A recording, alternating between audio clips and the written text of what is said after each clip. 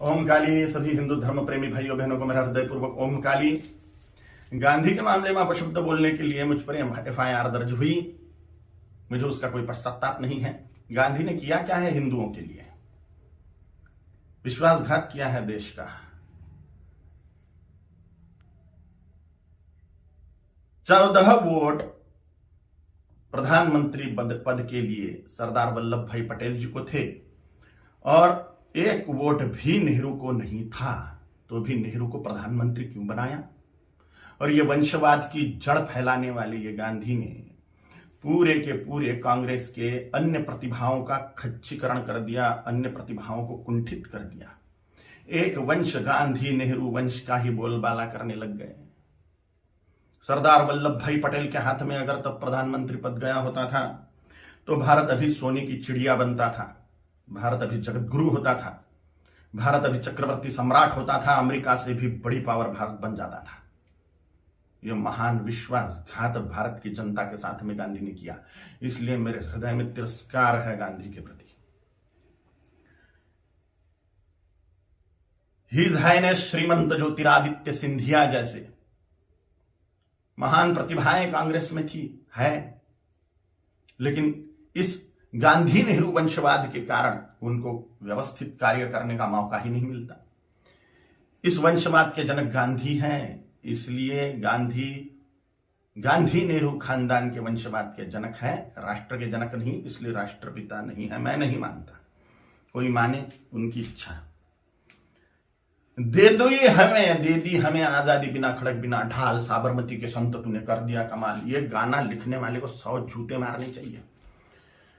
भगत सिंह, सुखदेव, राजगुरु, चंद्रशेखर आजाद, सुभाष चंद्र बोस, इन लोगों ने जो त्याग बलिदान किए, फांसी पर लटक गए ये लोग, इन्होंने कुछ नहीं किया देश की आजादी के लिए, ऐसा इनका बोलना है ये गाना रचने वाले का। इतने सारे महान क्रांतिकारी, स्वतंत्रता सेनानी जिनको फांसी दी गई, उसमें 80% सिख लोग हैं, 20% अन्य क्रांतिकारी हैं। इन क्रांतिकारियों ने जो अपना त्याग बलिदान किया वह व्यर्थ मान लिया ये गाना रचने वाले ने, सारा का सारा श्रेय गांधी को दे दिया।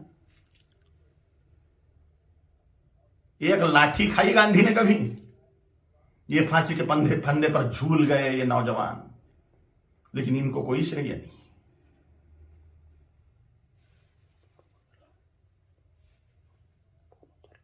सुखदेव, राजगुरु, भगत सिंह जी की फांसी गांधी रुकवा सकते थे, लेकिन नहीं रुकवाई जानबूझ के, इसलिए तिरस्कार करता हूं मैं गांधी का। इनका एक बहुत बड़ा हथियार था अनशन करना, और गांधी ने उसका उपयोग भारतीय जनता के खिलाफ ही किया, हिंदुओं के खिलाफ ही किया। बोला था कि बंटवारा मेरी लाश पे होगा, मजहब के नाम पर जो बंटवारा हुआ पाकिस्तान बांग्लादेश का, वो मेरी लाश पे होगा, ऐसा गांधी बोलते थे। लेकिन जब बंटवारा हुआ तब गांधी जिंदा थे, और बंटवारे के समय जो दंगे हुए, लाखों करोड़ों हिंदुओं को, सिखों को काट डाला गया उसमें, और लाखों करोड़ों हिंदुओं को मार के उनकी लाशें भेजी गई। लाखों हिंदुओं को, 27 लाख हिंदुओं को मार डाला गया एक ही दिन में, डायरेक्ट एक्शन डे के दिन, जिन्ना के द्वारा। और पाकिस्तान में से जो ट्रेनें आ रही थी वो लाशों से ही भरी हुई थी, महिलाओं के और पुरुषों के, बोरे के बोरे भर के महिलाओं के स्तन काट कर भेज रहे थे वहां के लोग। सामूहिक बलात्कार करी हुई महिलाएं, उनकी लाशें, उनके स्तन बोरों में भर के। और यहां गांधी अनशन कर रहे थे कि 55 करोड़ रुपए दो पाकिस्तान को। जब सिख लोगों ने दंगे से पीड़ित होकर कड़कड़ाती ठंड में मस्जिदों का आश्रय लिया, तो उसके लिए अनशन पे बैठ गए गांधी कि इनको मस्जिदों से बाहर निकालो, मुसलमानों को मस्जिदें सौंप दो। नफरत करता हूं मैं गांधी से, इसलिए भी। पाकिस्तान बांग्लादेश को जोड़ने वाला कॉरिडोर मांग लिया मुसलमानों ने कि भारत को और खाया जाए। गजवाए हिंद के तहत भारत को मुसलमान बना दिया जाए। तो पाकिस्तान और बांग्लादेश को जोड़ने वाला कॉरिडोर, हजारों वर्ग किलोमीटर का कॉरिडोर, इसके लिए गांधी अनशन पे बैठने वाले थे। के शासन को वो दे देना पड़ता था और भारत फिर से बढ़ जाता था। स्वातंत्र वीर सावरकर जी ने गांधी के सामने जातीयवाद तोड़ने की बात कही कि वर्णवाद, ब्राह्मण क्षत्रिय वैश्य शूद्र, यह वर्णवाद और हजारों जातियों में बटा हुआ जातीयवाद, इसको तोड़ दो और हिंदुत्व की धर्म ध्वजा के नीचे सारे हिंदुओं को एक कर दो। तो गांधी ने इसके लिए ये बात नहीं मानी। ये मांग पूरी करने के लिए अनशन पे नहीं बैठे। उन्होंने कहा जैसा है वैसा रहने दो।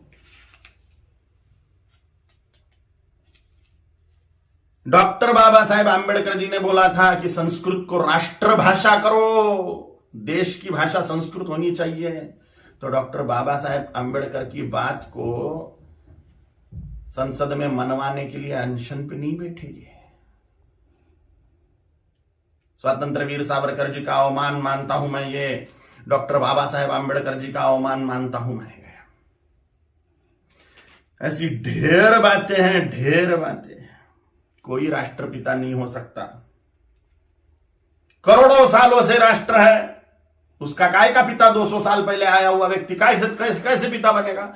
अगर पिता बनाना ही है, राष्ट्र का अनिवार्य है, तो छत्रपति शिवाजी महाराज को बनाना चाहिए, गुरु गोविंद सिंह जी महाराज को बनाना चाहिए, राणा प्रताप जी महाराज को बनाना चाहिए, आचार्य चाणक्य जी को बनाना चाहिए। और अभी के महापुरुषों को अगर बनाना है तो सरदार वल्लभ भाई पटेल जी को बनाना चाहिए, क्योंकि पूरे राष्ट्र कुल को एकत्रित करने वाले सरदार वल्लभ भाई पटेल हैं। छोटी छोटी रियासतों के टुकड़ों को एकत्रित करते हुए पूरे राष्ट्र को एक सूत्र में बांधने वाले सरदार वल्लभ भाई पटेल हैं, जिन्होंने राष्ट्र में जो टुकड़े टुकड़े थे उनको एकत्रित किया। राष्ट्रकुल को एकत्रित जिस व्यक्ति ने किया उसको ही राष्ट्रपिता का सम्मान मिलना चाहिए, ना कि हिंदुओं से पार्शियलिटी करने वाले गांधी को। अगर वो कॉरिडोर मिल जाता था पाकिस्तान बांग्लादेश को, तो हिंदुस्तान कब का मुसलमान बन चुका होता था। धन्यवाद है, कोटि कोटि धन्यवाद है महात्मा नाथुराम गोडसे जी को, उनके चरणों में साष्टांग नमस्कार है मेरा कि उन्होंने अपना बलिदान देके हिंदुस्तान को मुसलमान बनने से बचा लिया। गजवाए हिंद फेल कर दिया महात्मा नाथुराम गोडसे जी ने। कोटि कोटि धन्यवाद है उनको। महात्मा गांधी नहीं, महात्मा नाथुराम जी गोडसे हैं। और अगर सच बोलने की सजा मृत्यु है तो स्वीकार है। छत्रपति शिवाजी महाराज जी ने, छत्रपति संभाजी महाराज जी ने, गुरु गोविंद सिंह जी महाराज जी ने, राणा प्रताप जी महाराज जी ने अपने पूरे कुल का बलिदान कर दिया हिंदुत्व बचाने के लिए। तो मेरे जैसे तुच्छ जंतुओं का जी के फायदा भी क्या है? अगर धर्म के लिए हम बलिदान नहीं हो सकते तो मर जाए मेरे जैसे करोड़ों कालीचरण हिंदुत्व को बचाने के लिए, धर्म को बचाने के लिए, सनातन हिंदू धर्म की रक्षा के लिए तैयार है हम मृत्यु दंड को पाने के लिए। ओम काली।